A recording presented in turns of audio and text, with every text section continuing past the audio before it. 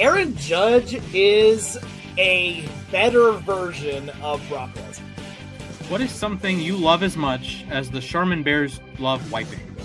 As an opposing fan, you'd probably see his face and want to sock him between the cracks.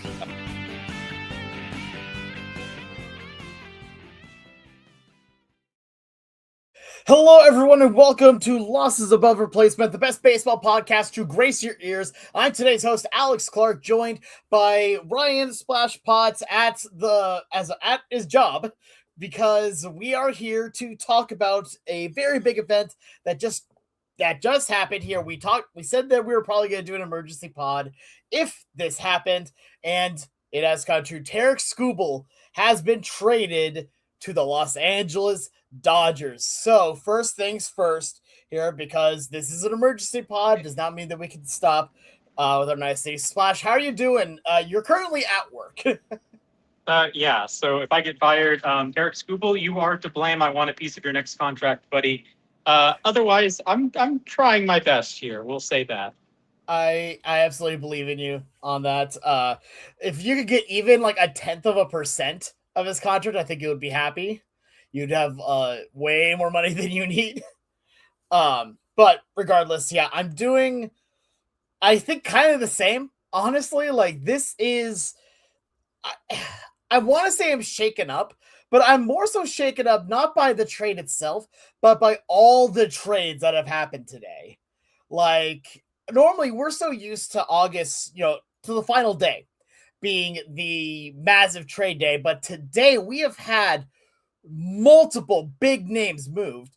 And of course, though, here, Skubal's, of course, the blockbuster one. The other one affects my Mariners. Well, we may talk about them in a bit here, but the big news here again, Tarik Skubal officially traded to the Los Angeles Dodgers here off of a tweet here from Jeff Passan as the full-on was the confirmation of it. Here, traded to the Dodgers here in exchange here for outfielder Zaire Hope, right-hander River Ryan, and right-hander Brady Smith. As you were saying, it is two of their top 20 prospects, and then one in the 68th. Is that correct? So number 5, number 7, and number 17 for the Dodgers. Okay, so 5, 7, and 17. Okay. When we were talking earlier, it was about, I'm guessing, all baseball, not just the Dodgers system. Yes, so Zaire Hope is baseball by MLB Pipeline, number 25 overall. River Ryan is a not-so-nice number 68. And then Brady Smith is 17 for the Dodgers, but unranked in the MLB Pipeline top 100. Yeah, so at that point here, we're now looking at the full market here, the trade. And this is one that I think we all knew was going to happen here. I mean, you had the first pick, if I remember. It was you or Mac who had the first pick in our draft. So Mac had the first pick. I made this pick in the offseason. Got it, yeah. You picked But Mac had the first pick Thursday or Wednesday night. Yeah, exactly. So Mac picked this trade to happen, and honestly, it just felt like an inevitability. Here, you predicted this way in advance, so again, more Nostradamus for you, I guess. But at the same time here, I think we all knew it was going to happen. It was just, there were only a couple of questions here. The question of when was this trade going to happen? And what was the return going to be? Because I'm going to be honest here, it really was only going to be the Dodgers. Unless there was going to be a trade that just absolutely blew their offer out of the water, the Dodgers were going to make sure that they got Skubal, and that's exactly what has happened today. And we were talking about this before, and you brought up an amazing point here, that it is still very much a big factor to happen, but it doesn't really change anything with the Dodgers playoff odds. I mean, they're still basically guaranteed to being the number 1 seed in the National League, guaranteed to win the NL West. Well, depends on how much more power of friendship the Brewers have cooking up. But at the same time here, like, this does just make the Evil Empire the greatest team on paper right now even better. And I mean, it hurts from a fan standpoint because we're like, okay, yep, they're getting even stronger. Right. And I think this is not an original thought. I'll say that, but the greatest strength of this trade is the Dodgers making sure the Brewers don't have Skubal, the Yeah. Braves don't have Skubal, the Phillies don't have Skubal, or anyone they might face in the playoff route doesn't have Skubal. This is to me similar to the idea of if you're an NFL team and you could poach one player from one of your rivals, who would you poach? I'm a Ravens fan. I'll poach Joe Burrow so the Bengals have zero shot of beating us. Is he better than Lamar? I don't know, but I just don't want the Bengals to beat us. Or I'll pick Mahomes or I'll pick Allen, right? I'll just wipe Right. them off the map as opposed to, I'll take Jamar Chase and actually upgrade the roster. No, I'm going to take your best player, wipe them off. So it's similar to that. And, are the Dodgers going to win the World Series? I don't know. It's very difficult to win the World Series. They've had incredibly talented teams before in 22 and 23, and they didn't win the World Series. And who knows? Maybe Milwaukee's pitching comes through this year. Maybe, Atlanta or Philly's pitching comes through. But the Dodgers are favorites. I'll pull up FanDuel while you're talking, but it's tough to see, honestly. Yeah. No, I mean, here's the thing, right? Like, you brought up the point here of that it doesn't honestly matter because it doesn't matter so much for the actual Dodger playoff odds. Like you said, this is more making it so that the Dodgers don't have to face Skubal, which I want to bring up another point here on this. That's incredibly smart in a lot of ways here because I want to go back to a couple of years ago.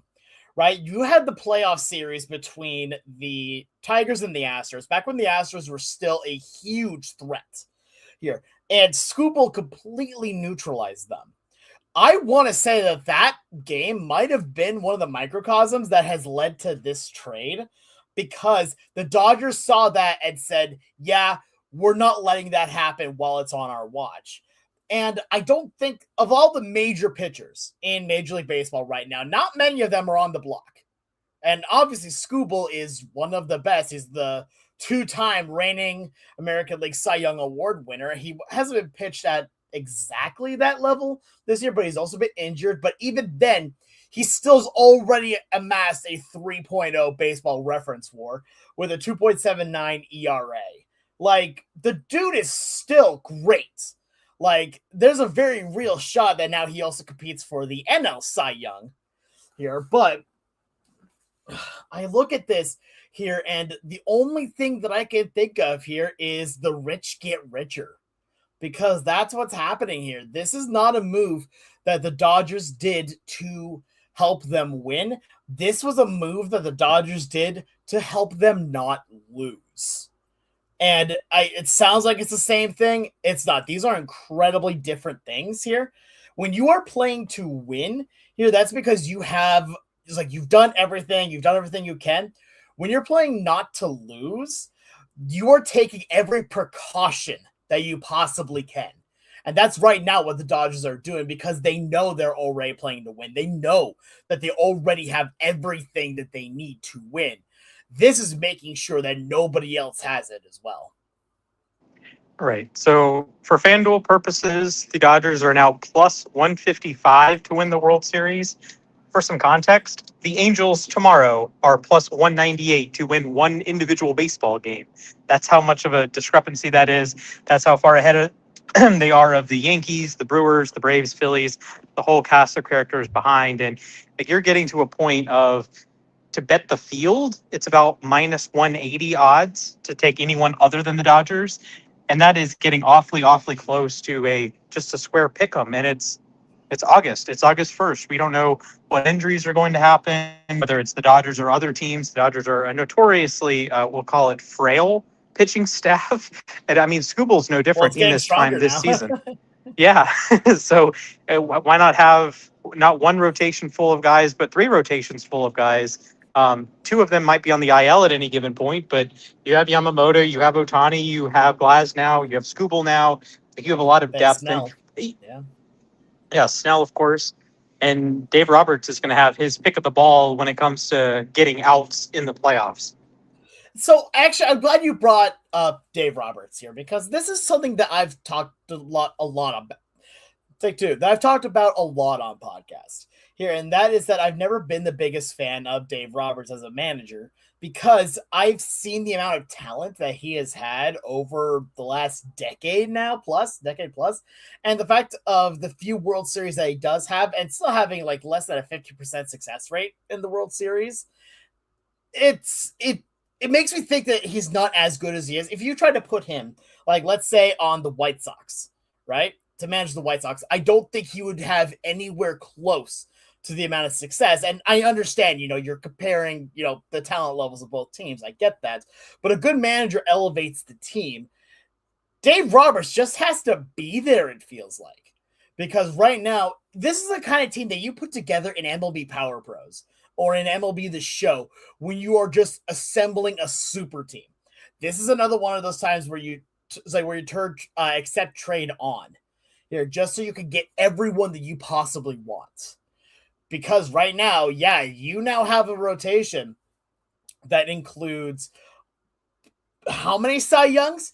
Now, this one, I think we're at like 6 different Cy Young awards now between this rotation here, and that's not even including the fact that you have a multi-time MVP in the rotation, but is still sidelined right now, understandably.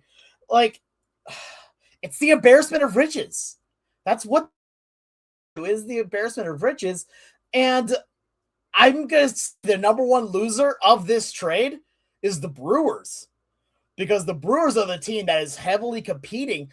The team that right now, honestly, we feel in the National League, it's them and the Braves that I feel have the best chance at taking down the Dodgers in the National League. And no disrespect, Splash, I think the Brewers have that edge here. And at this point here, just adding on even more is just another move of saying, come at me, you can't.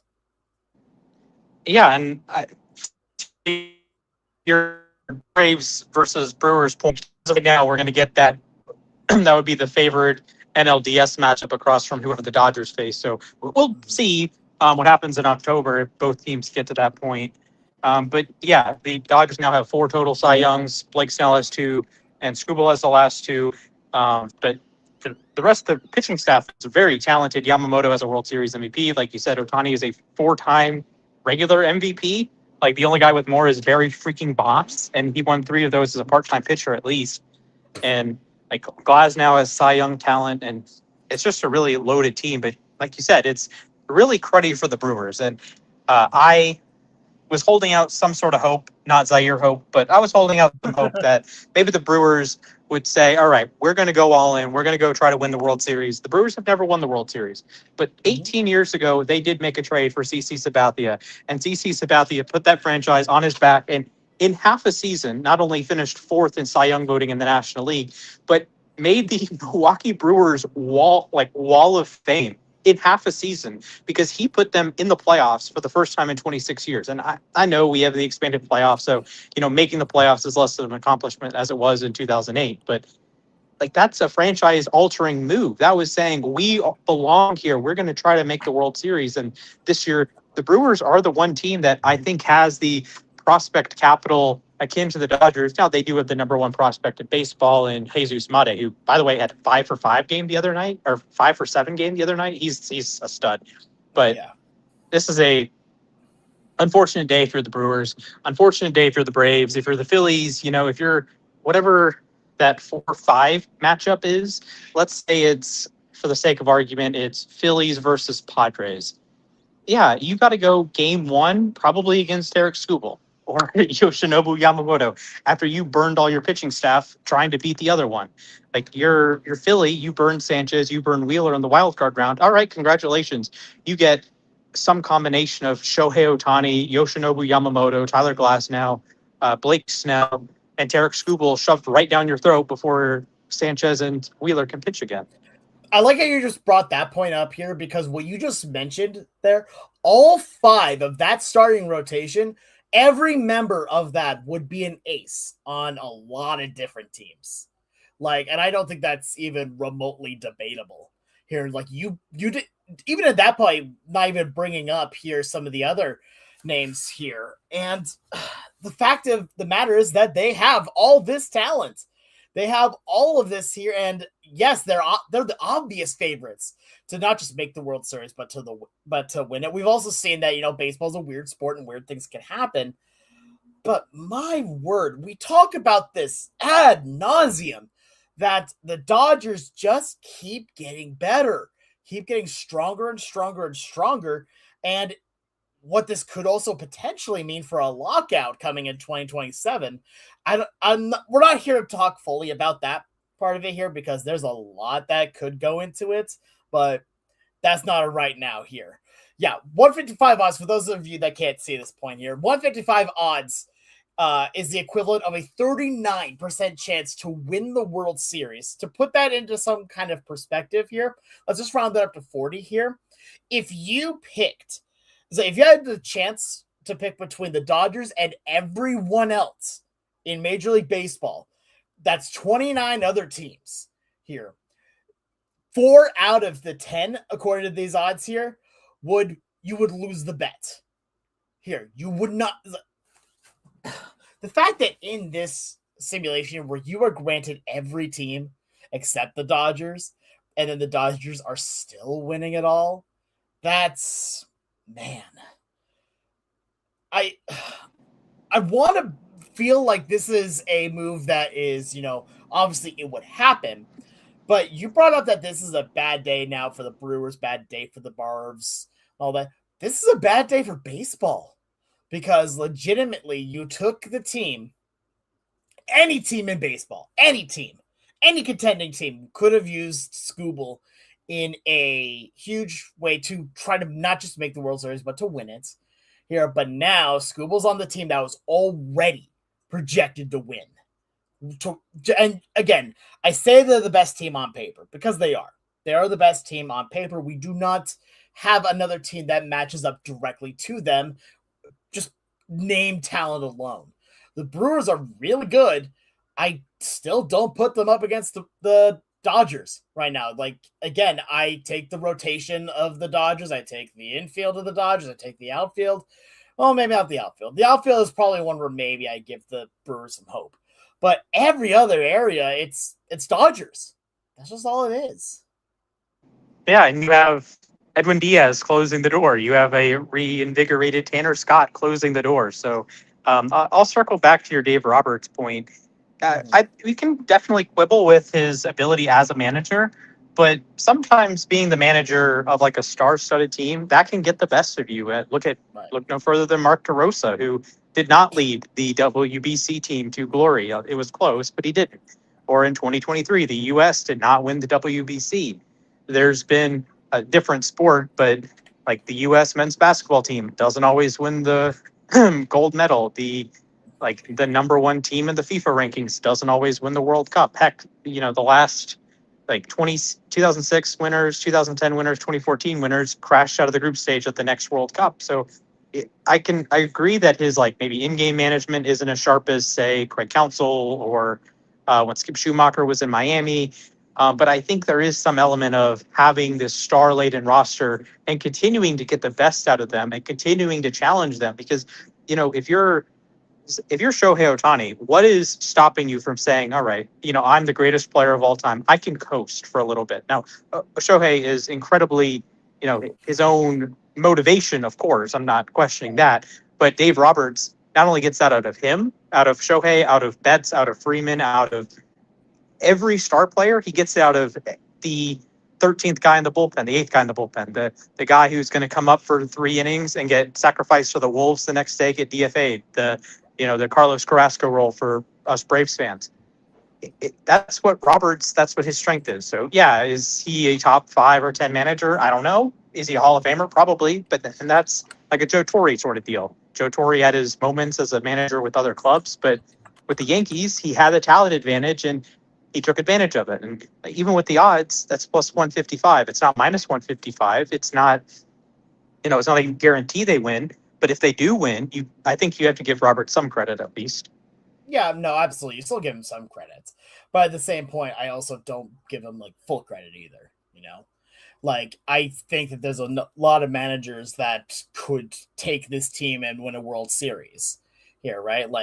I'm going to be salty for a second here. Dan Wilson could lead this team to win a World Series. Scott Service could lead this team to a World Series. I mean, it doesn't feel like it's that hard at this point when you have all the talent in the world. I understand your main goal is just not to get in your own way here, right? But I'm also right now I'm looking at the Dodgers projected, well, kind of projected, but their depth chart according to MLB.com, which does not yet have that they now have Tarik Skubal. But I'm just imagining this. Like, imagine you're in the playoffs right now. You have Shohei Ohtani start the game, right? You have Shohei Ohtani start the game. He goes 5 innings. There's 5 innings. Okay, cool. Then they put in Justin Robelski here, who was moved to the bullpen for the purposes of everything here. Then you go to Vesia, then to Tanner Scott, then you go to Edwin Diaz. That does not make any sense. Like, how do you beat that? I mean, to beat that, in Yamamoto. Yeah, you have to me, I think I've had this take before. This is a Padres take, so I'm sorry for glazing the Padres again. If you're the Dodgers, I don't think you want to face the Padres, because if the Padres, their bats wake up a little bit, Tatis, Machado, you put a couple runs up, and you have the better bullpen. They're the one team in baseball that does. You can, and in a shorter series, maybe you can beat the Dodgers 3 times in 5 games. Heck, the Red Sox have taken the first 2 games of their series this week. So it's not a foregone conclusion that's unfair to the other 29 teams or the other contending teams. But yeah, heavy favorites, absolutely. Are they going to win the World Series? I don't know. I don't even know if I would pick them to win the World Series. I think they're, clearly the best team, but we have seen stranger things. We have seen, they were huge favorites in 22 and big favorites in 23, and they got clobbered by Arizona and San Diego those years. And who's to say that doesn't happen again in a short series? Now, in a longer series, and it's something as long as the regular season, yeah, the Dodgers will be the best team. But 5-game series, who knows? I'll use a line from Mac. The 1986 Mets, if they had to face the Mike Scott of the Houston Astros again in Game 7, they would have been cooked. They were the much better team, but Mike Scott is like the great equalizer. And what's to say the Miz and Harrison or Sale, and I don't know who the Braves' number 2 starter is going to be in October. Neither do you. What about the Phillies? If you get Sanchez and Wheeler and Duran coming in the 9th inning, I don't know, man. I don't know. Yeah, and that's the thing. Baseball is one of the weirdest games because it does have so much parity in it here.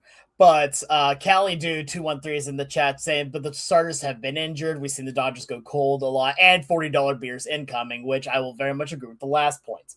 But yes, the injuries to the starting pitching staff have been one of their biggest weaknesses here. That's been what has held them down in years past. But here's the thing. That's not what we're talking about right now. What we're talking about right now is on paper. This rotation is one of the best, I think, that baseball has ever seen. And I don't mean that I don't mean that in hyperbole. I don't mean that. I mean legitimately. If you have a 5-man rotation that includes Tarik Skubal, Yoshinobu Yamamoto, Shohei Ohtani here, Blake Snell, and let's say just because he's having a great year this year, here you can put in either Justin Robelski or Roki Sasaki here on that. That's number 1, like by far. And at that point here, you can never fully put in everything on, like, not everything's always going to play out on the field the way that it does on paper, obviously. Now, that's what makes it a game. That's what makes it fun. At that point, if baseball had every outcome determined, to quote Ted Lasso, you'd make a whole lot less money. So, what we're bringing up here is not the fact that they have had injuries, because any team can have injuries. Not any team has a starting 5 that all 5 of them are an ace on other teams. On almost any other team, in fact. Like, I'm trying to think right now. Like, besides, the Phillies that have Christopher Sanchez, here you have the Miz with the Brewers. Here, there's not a whole lot of teams that even I would say, let's say We're going to respect Chris Sale, buddy. We're going to respect Chris Sale. Apologies. Yes, Chris Sale. Yes, I do apologize for that one. To be fair, I don't know why I can never remember the Chris Sales on the Braves, and it has nothing to do with him being with what he's done. I just always, for some reason, think of him, and this is going to sound stupid, I think of him as a Red Sox. I mean, that's fair. He did close out the World Series against the Dodgers with the Red Sox. But you didn't even mention that Roki Sasaki, he has a new glove and is like the best pitcher on planet Earth now. So there's a chance like Roki goes from like their closer throughout the playoffs last year to being I don't know, their number 4 starter. That's injury dependent, but he could start a playoff game and the Dodgers aren't like crapping their pants. I think that's a realistic outcome. And like Callie said, it's on paper. Yes. It's an incredible team. It's an incredible roster. And I have a take. Yeah. I think this is in some ways good for baseball because you have a heel, you have a common enemy. You have like the Patriots dynasty or the Chiefs dynasty of recent vintage. You have the evil Empire Yankees. You have someone to root against, right? You have the Warriors with Steph and KD. Now, those teams are all dynasties, so they proved it year over year over year. But there is some value in rooting against something, like having something like to dislike, to like hate, like that does bring us together as sports fans. We can all commiserate and try to beat the Dodgers and, the Brewers and Braves, hypothetically, they play in the NLDS with the winner. Oh, I hope you beat the Dodgers, that sort of deal. So I think there is a little bit of value in that. Of course, that's, maybe not the whole equation, but I think there is some value. Or you hate the Astros. I think there is some value of having like a villain. Maybe not a villain is like superpowers, like with the Dodgers, but having a villain, I think, is a nice piece. It's storytelling. And that's something that we as broadcasters love, is that we tell stories. That's what we do. That's our job here. And seeing these kinds of stories does make it a little bit easier, but at the same time, also makes things a little, in a way, too easy, I think, because now you have the very obvious villain, right? But here's the thing, is that there's going to be a lot of supporters for that villain because they are already Dodger fans. We already have, I would say right now, the Dodgers are the number one, are one of the most followed teams in baseball right now. One of the most. I'm not going to say the number one because I think that could go to a number of teams. But I'm looking at this team and I just think that they are beatable. It is possible. But when you take a look at what every one of their guys does, like one of the things I was going to bring up a second ago was we talk about them in the playoffs. A lot of teams go to a 4-man rotation in the playoffs, right? So with that being said here, what's your 4-man rotation look like? Like, you probably lead it off, I would guess.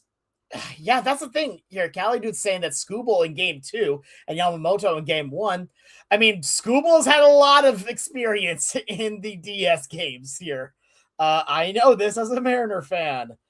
But regardless here, honestly, I throw Skubal game 1. Skubal is amazingly good. Put Yamamoto in game 2, Ohtani game 3, and game 4 go to Snell, maybe? Like, at that point, move Roki Sasaki permanently to the bullpen here for the series itself, although you can get a start out of him if you want to. But even more so than that here, if you put in Yamamoto, I also can definitely agree with Yamamoto being number 1, but actually for a different reason. We saw last year that Yamamoto has, and I'm going to use a very scientific term here, has that dog in him, right? He went out there and threw like his arm did not exist. He went out there and threw like his UCL here was just a random combination of letters. Like, he threw everything to the wind and he performed amazingly well here. So if you put him in game 1, that does give you a little bit of leeway if you want to use him out of the bullpen here at some points. But let's see here. He might be more effective too because NL players don't have many at-bats against Skubal. Yeah, that's part of the point here of this. Yeah, I mean, to be fair, with the recent merge here of having every team face each other at least once every year, that does get rid of that a little bit. But yeah, no, definitely not to the amount like, let's say, a Mariners or a Yankees will have seen Skubal at this point. Definitely much less so in the National League. But no, I look at this and yeah, Splash, go for it. Yeah, I know you have something to go on. Yeah, I think the value here is Dave Roberts being able to mix and match pieces. So like Yeah. you can set out a rotation and all that. That's well and good. But guess who you can have coming in middle relief? You don't need Justin Robleski. And as good as Robleski's been, I don't know if his stuff is going to play up in the playoffs. But you know who has stuff that will play up in the playoffs? Roki Sasaki throwing 100 miles an hour. Yeah, no, you you're not have wrong. just an incredible depth of talent, and you can you kind of have the best of both worlds. You kind of have the say the 2019 Nationals with Scherzer and Strasburg and Corbin, but you also have some elements of the 2016 Indians with not Kate Smith, with Andrew Miller, their closer that I'm Cody Smith, Cody Allen. Cody Allen, yeah. Yeah, so you have that mix of you got the lights out bullpen and guys that you can move into the bullpen to put out fires if you need, because the Dodgers frankly did not, they weren't the unstoppable force last year. They had some bad starts. They had some times they needed to get critical outs, keep the game within reach, and their offense has gone cold at times. Mookie has not been this all-world playoff performer. Freddie's had some really good World Series, but he's at times can be inconsistent. So you are going to need some critical outs, and they have so many arms that can get those critical outs. I just want to bring up here the bullpen. Again, let's not even talk about adding in guys like Roki Sasaki, Eric Lauer, Justin Robelski to the bullpen. Just these are some of the names already that are in the bullpen. Edwin Diaz, Tanner Scott, Alex Vesia, Evan Phillips here, Jack Dreher, Will Klein, playoff hero Will Klein here, and then also guys that are on the IL, including one Blake Trinan. The bullpen is absolutely loaded, and if you put a Roki Sasaki and a Robelski in there, my God, that is so unbelievably juiced. We talk about, okay, you bring up a lot about having Raisel Iglesias, and rightfully so. Raisel Iglesias is an amazing pitcher. He's a great closer. Yeah, it's crazy how poor the players have been stat-wise and are still doing good. That's what happens when you have everybody that's at that high level. And yes, I think a lot of people call the Trucker was going to be trash, me being one of them. But at the same time, here, I'm looking at this, and you have Raisel Iglesias. I have Andres Munoz here on this, and imagine having 4 of them in your bullpen ready to go on a moment's notice here. Having Edwin Diaz ready to close out any game. Tanner Scott, who has a ton of closing experience himself and is one of the best now lefty specialists in the game here. Alex Vesia, another lefty that has been to the playoffs a ton, and he is a great mix-up from the power arms of a Roki Sasaki or Tarik Skubal. This entire team is built so unbelievably strong. The only thing I think that really can stop the Dodgers is baseball itself. It's the fact that we've talked about that this is a game where anything can happen. This is a game where the weirdest things will happen and can set even the best laid plans off course. I'm not saying here that we're not saying this is the end of the season, because obviously not. Baseball is a marathon. Baseball is a marathon that has a long, long time here. But at the same time here, you would have to be ignorant to look at this team and say, I don't know if they can win it all. Obviously they can. You look at this team, and if you don't think that they are at the very least the absolute favorite to make it to the World Series, then you're on copium. That's just it. So I do want to throw this out. The Dodgers, top to bottom organizationally, they do it right. They spend in free agency, they spend in the minor leagues, they invest. They're at the top of the market in every facet of building a winning ball club. And they only can make this deal because they have either the best or the second best farm system in baseball. They're right there with the Brewers. That's up there with the M's. I know they have 2 of the top 10 prospects or so, depending on who's asking. But you're able to give up your number 5 and number 7 prospects and guys that are universally regarded as top 100 players. Now, River Ryan being older than Juan Soto and still being a prospect does rub me the wrong way, but still, he's a talented arm, and his PCL ERA is a bit inflated because it's the PCL. Shout out to Las Vegas, but I don't know, man. It's just the the Dodgers do it right, and I can hate all I want. My Braves have lost to the Dodgers in the playoffs before twice, and since they started their little run in 2018, but like they do it right. They do invest in the minors. They always have a good farm system. Now, can we quibble and say, well, their top prospects haven't usually panned out? Rushing has probably been the best one, if you don't count Sasaki. But it's like the last couple are not great. I'll say that, but they often have so much depth, and especially pitching. How many teams can deal with all the injuries they have? And yes, they have planted guys at the top, the Glasnows, the Snells, et cetera. And you had Kershaw for years and years and years. But like, how many middle relief innings have they gotten out of Joe Schmoes that have come through the Dodgers' work? It's been tons, and that's what makes them so great in the regular season. When Kyle Tucker has a 700 OPS, or he's on pace to have like a 10 homer, 10 steal season, like, that's okay. It's okay that Edwin Diaz misses 3 months. It's okay that all your pitchers are injured, because they fill in the gaps. They have the right clubhouse chemistry. You get guys like Kike, and you get guys like Teoscar Hernandez. He was an all-star. He was a Silver Slugger guy in Toronto, but he comes over to LA to play be a role player, basically. You have Tommy Edman, who Gold Glover, like a borderline all-star in his time in St. Louis, and he takes a bit of a smaller role, and he's part of the car, or part of the machine. And then you get the Shohei Ohtani of it all. Like, Mookie Betts and Freddie Freeman are 2 first-ballot Hall of Famers. They're not, like, even top 3 players on their own team anymore. Like, that's crazy.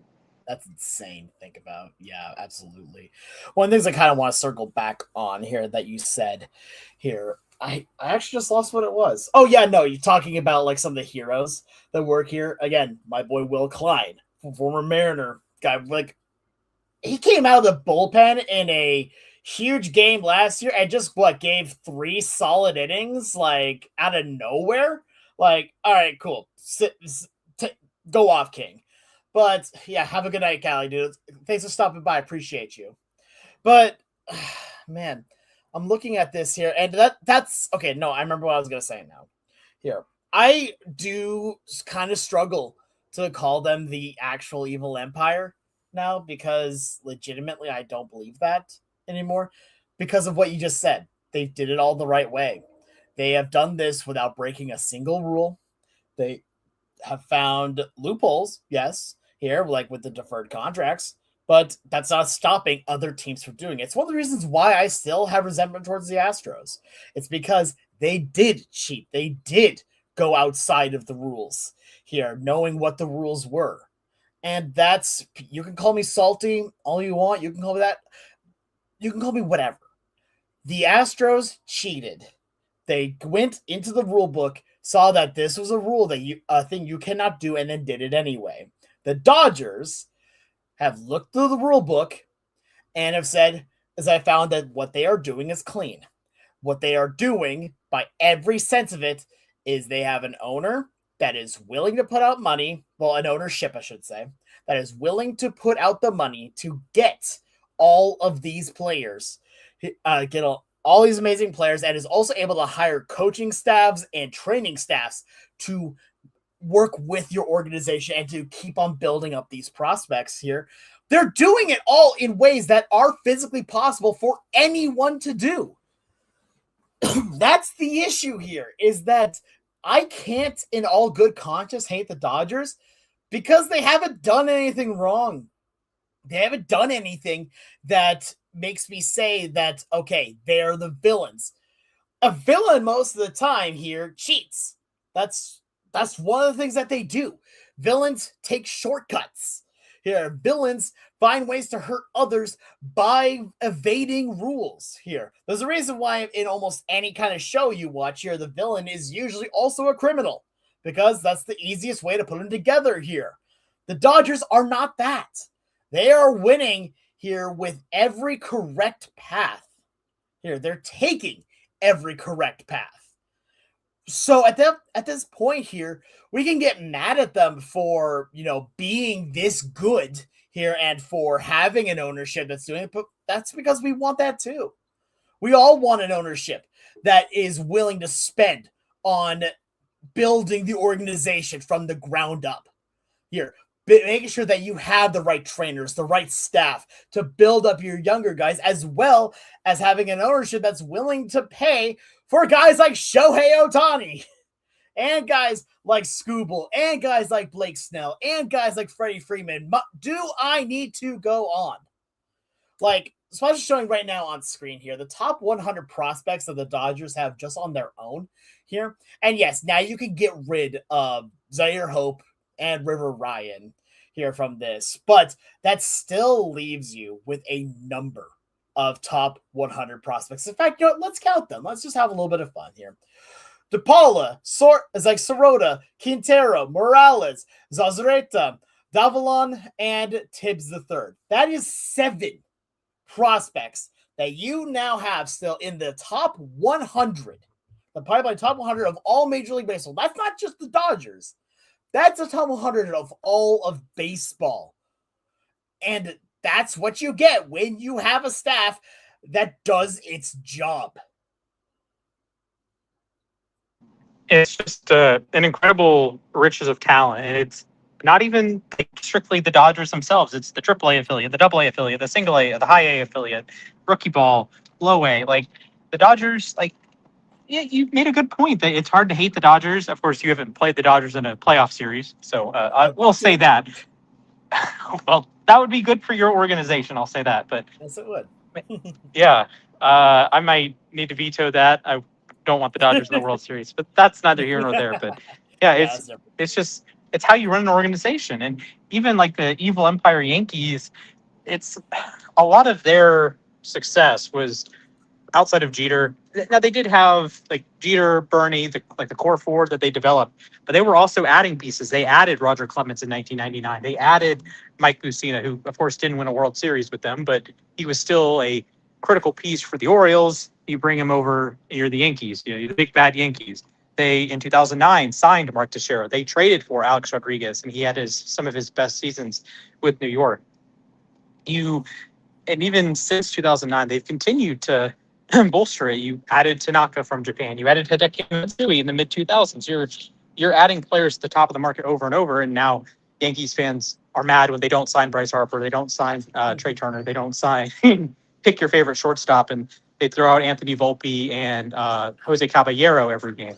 So hey, we respect Jose Caballero here. Yeah, okay. Ryan McMahon at third base too. There we go. Yeah.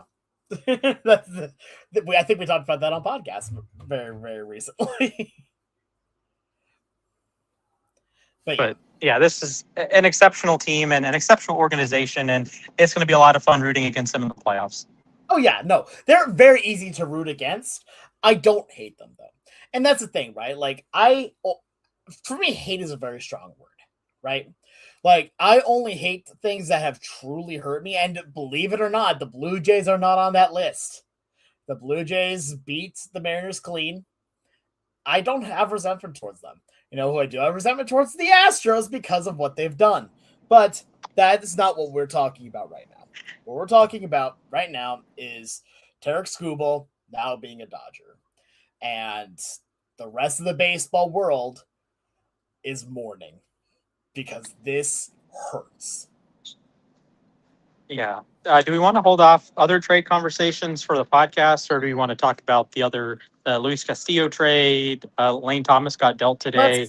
Let's talk about them briefly here, because I don't know how much further we want to go tonight here, because I know that on your side it's almost 1 a.m. Hey man, I'm at work until 6 a.m. So yeah, this is true. This is very true.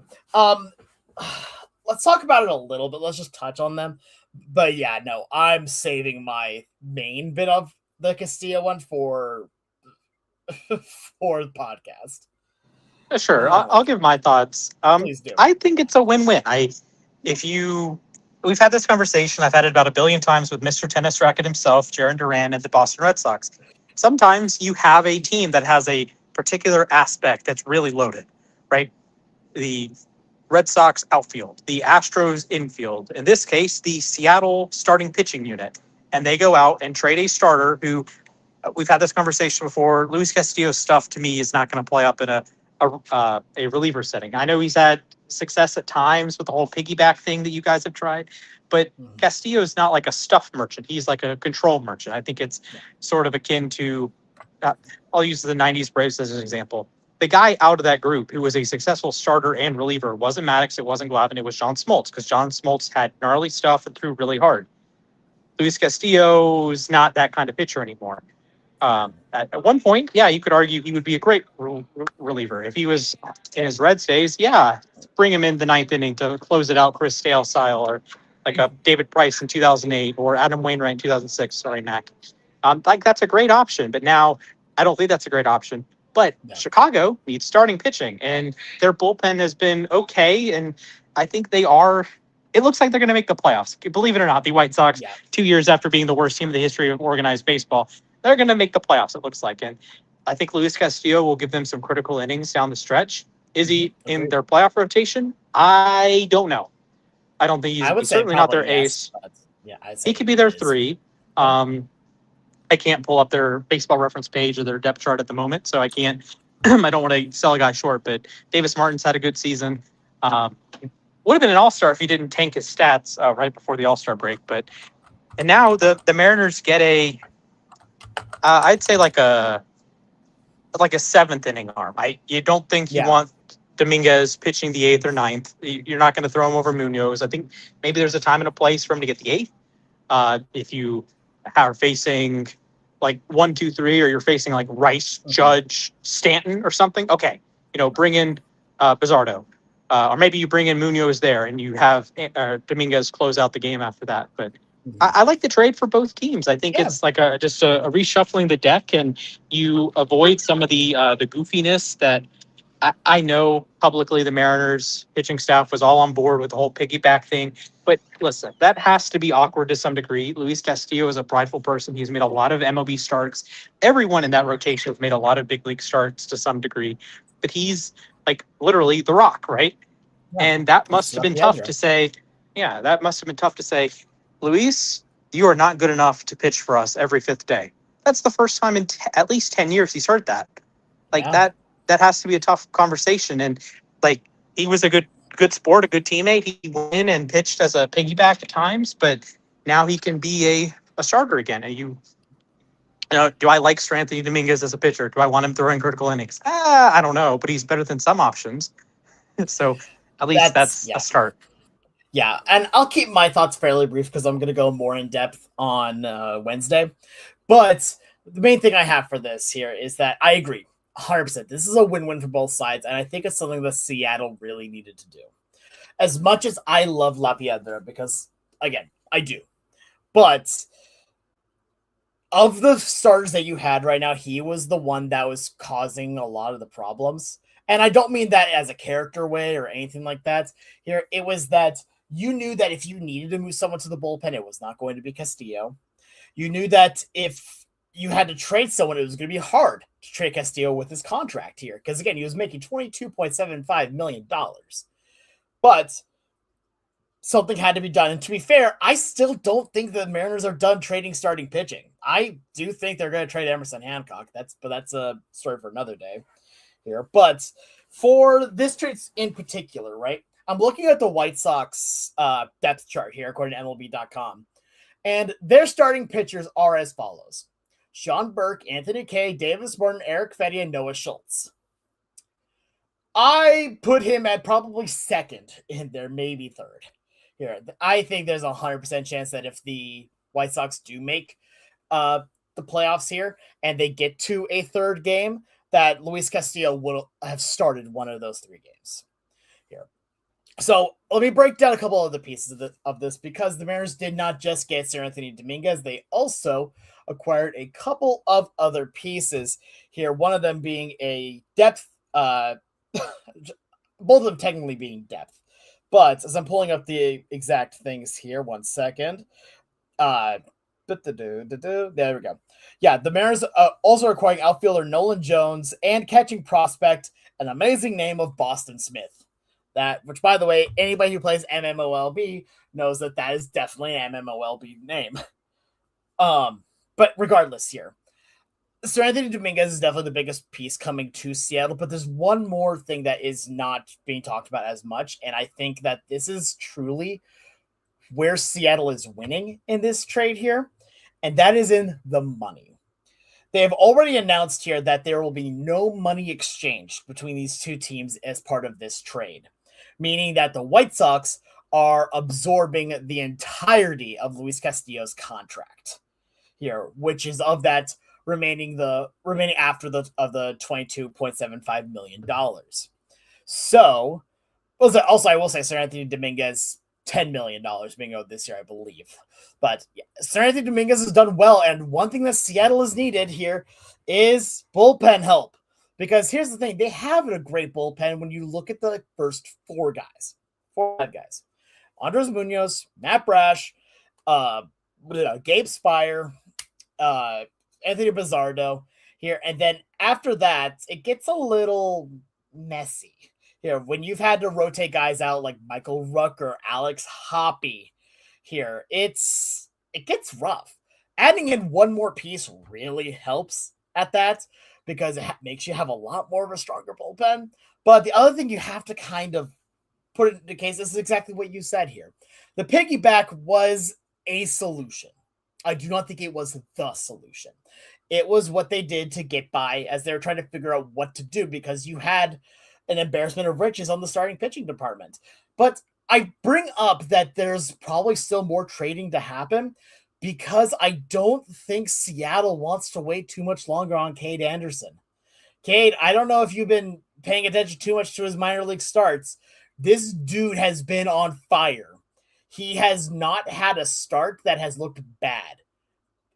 In the entirety of him being in the minor leagues, he has been incredibly good. His last one is arguably, they were making jokes that it was one of his worst because he had 2 walks. That's it. No, I think they want Cade Anderson in, and if anything, I don't think they want to put him in the bullpen. So, as actually, to be fair, I think they'll want to put him in the bullpen for the playoffs, not for the regular season. Yeah, I have a take, Alex. I think Cade Anderson gets a save in October.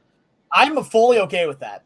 I think that is a take that I am very much having at the dinner party. Yeah, I think this could be a case of, we'll use the Yankees as an example. You face Rice, Judge, Stanton in the 8th. All right, bring in Munoz. And then 9th inning, you're facing something like Jazz and whoever's playing short and Bellinger. So that's not a perfect lineup. My apologies, but still, then you bring in Cade Anderson, or that's a Sir Anthony Dominguez spot or a Bizzardo spot. So I think you can be smart and you have enough arms that you can do that mix and match game. You don't have to be beholden to the 9th inning, and that's what I think the Dodgers are going to be great at. Don't have to be beholden to a specific inning. That's what I think Atlanta getting Robert Suarez helps a lot. You don't have to be beholden to Iglesias has to pitch the 9th. He has to pitch the 9th. You have multiple guys that if you apply by the logic of the 9th inning is a different animal, which I tend to agree with, you at least have multiple guys with that experience. And in this case, you have Cade Anderson who doesn't know any better, who's just going to go throw it by people. Exactly. And look, honestly, I've seen him pitch in the minors. He's ready for the big leagues. Like, it's kind of sad here. Like, legitimately, I'm getting the comparison here to Paul Skeens in the minors. He's at that level. He's been not fully at the Skeens level because Skeens basically went on 30 plus innings without giving up a run, something like that. I mean, Skeens is a little bit of a different animal. Exactly. but if you're if Skeens is S tier, like Cade is like the top of the A tier, like it's really sensational what he's done.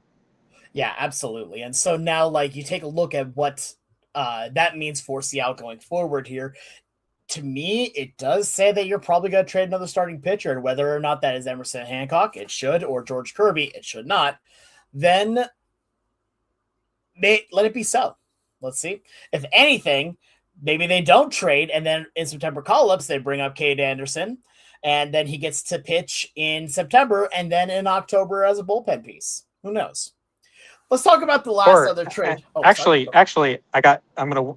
about you trade both? Kidding.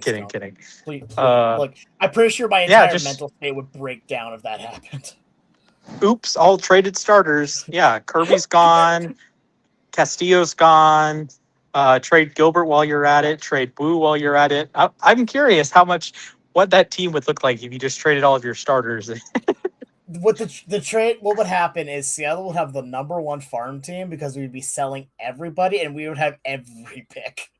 We would have every draft pick in our roster. Oh, and then the Dodgers would still be ranked ahead of you on MLB Pipeline. Pipeline That's can- kind of how that goes. Yeah, Pipeline can just go away. Anyway, let's talk about the last team, which involves your Braves. How much do we want to talk about this too much? Do you want to save some of this for Wednesday? Yeah, I'm game.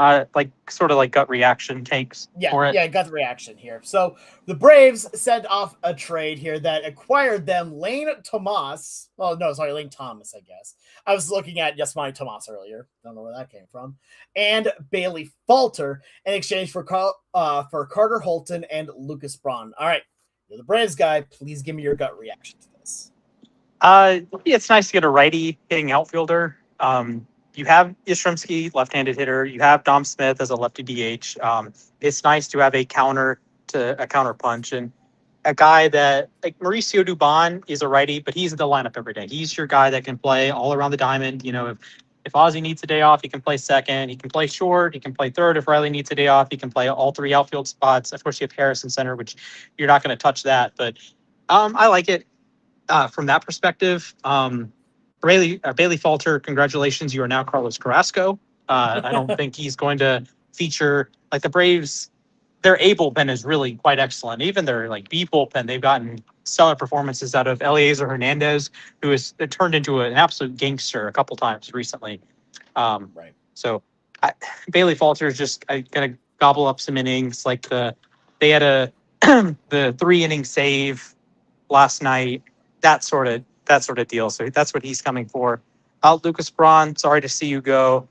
But I am excited about the top end of the Braves farm system, and I hope they're not. When I'm torn, frankly, because I know the data says the prospects, even the top end prospects, it's not a guarantee they'll be good. We all have our favorite Jared Kelnick, who would play for all three of our teams or all three of our farm systems. He didn't end up panning out, and he was one of the top 10 prospects in baseball. He was traded for Edwin Diaz and Robinson Cano. He was that highly regarded. Now, part of that's a money thing, but neither here nor there. He was still traded for two Hall of Fame talents. Cano probably won't make it in because of the needles, and Diaz, I don't know. Maybe needles. I don't think Diaz makes it in because of the chickens. Oops. That's a crazy storyline. I wonder if we're going to get more on that in the offseason. But we probably will. Yeah. It's hard to say it's a huge win for Atlanta. I think it's just kind of shuffling deck chairs on a ship that you hope doesn't have the same fate as the Titanic. I'll say that. Yeah, absolutely. And yeah, I'm looking at this here for the Braves. And to be fair, the number one piece obviously in this is Lane Thomas, right? And we were talking about this in our group chat earlier, that this is very much a Braves type move here. Again, you're getting another righty to complement all the other lefties that you got. So honestly, this is a good move, I think, here. Again, Lucas Braun does suck to lose here. And Bailey Falter is just going to be depth, I feel. But Lane Thomas is going to be he's not a centerpiece. I also don't think the Braves are done trading either. I think the Braves know that they are competing for the division title right now. And they know that they have a pretty decent path to get there. It's just about, can you stay healthy? And honestly, I feel like the Bailey Falter trade part of it is really just for that depth.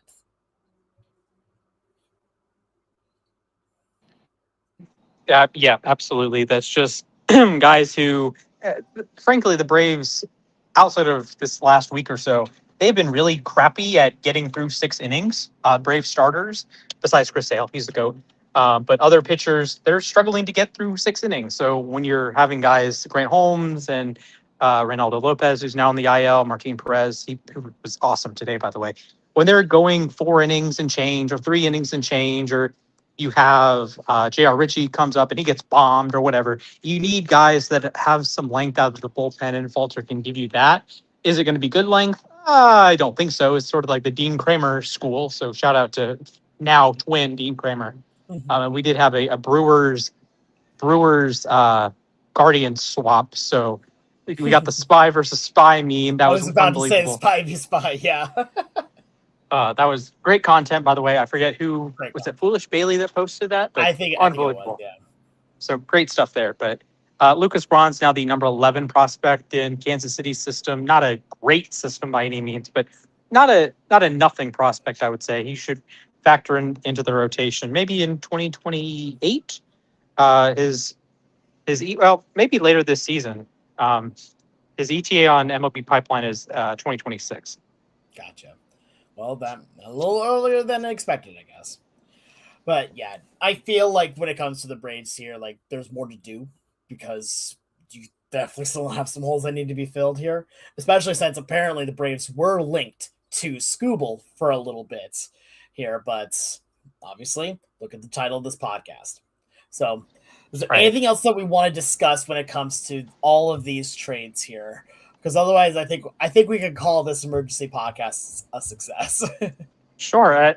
I think with Atlanta, I mentioned it on the podcast the other day. Make sure you drop a like, drop a follow, subscribe, 5 stars, the whole shebang. I did mention that Jurickson Profar could be a key piece here because his money is off the books because he got suspended for the whole season. So that could potentially help in getting a Gausman, I don't know if I'm in love with Robbie Ray, but a Robbie Ray type arm.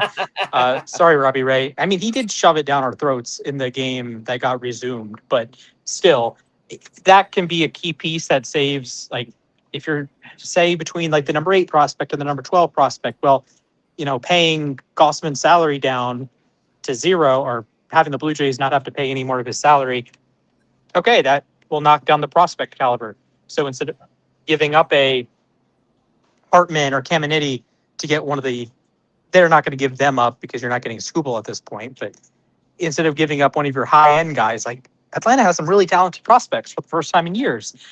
But you don't necessarily have to give them up because you have more money than the average team was budgeting because one of your players is a big fat moron. Very true. Actually, it's kind of funny. I've been going through my sports cards today. I went through probably about 1,000 of them, and every time I came across Emmanuel Clase, I just kept going bomb. And I only had, I think, like one Profar that I saw, and I definitely did the exact same thing of moron. Come on, you wouldn't have to make the Lane Thomas trade if Jurickson Profar wasn't a moron. So there's that. That, yeah, absolutely true. But I think I've said that's all I have tonight. That's all I have for tonight as well. I'm just gonna say first a thank you to you, Splash, for agreeing to do this here. Mac, I'm pretty sure, is asleep right now, as honestly most human beings should be at this point. But I'm going to say a thank you here to everyone for tuning in, and make sure you go follow the podcast on Twitter at LAR_baseball. You can go follow all of us individually here, me at the Sports Guy 242, Mac Amethyst_A_K, and Splash at Mrs. Splashman 19. Well, from all of us here at Losses Above Replacement, thank you all for tuning into this emergency podcast. Take cover. Tarik Skubal is a Dodger. Have a great rest of your night. Stay safe, and I hope to see you all real soon. Go crazy, folks!